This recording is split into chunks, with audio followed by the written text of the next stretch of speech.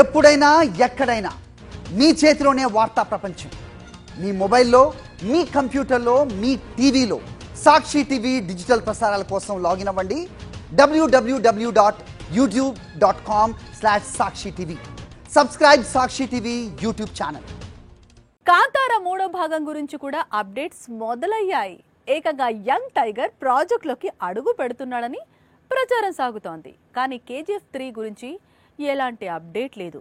Rocky భాయ్ అన్ని చిత్రాలు చేస్తున్నాడు, కానీ KGF 3ని లైట్ తీసుకుంటున్నాడు. ఇంతకీ KGF 3 ఇప్పట్లో ఉంటుందా లేదా అంటే శాండిల్వుడ్ ఉంటుంది అని చెబుతోంది.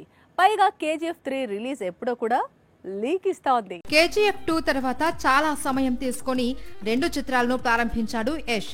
ఒకటి టాక్సిక్ వచ్చే ఏడాది మార్చిలో రిలీజ్ అవుతుంది. మరొకటి రామాయణం.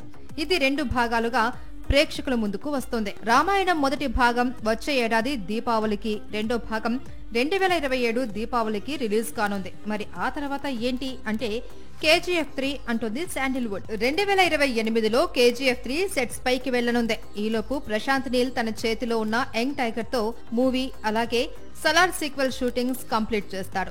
ఆ తర్వాత KGF 3ని స్టార్ట్ చేస్తాడు. కాస్త అటు ఇటుగా 2030లో KGF 3 రిలీజ్ అయ్యే అవకాశాలు ఉన్నాయి.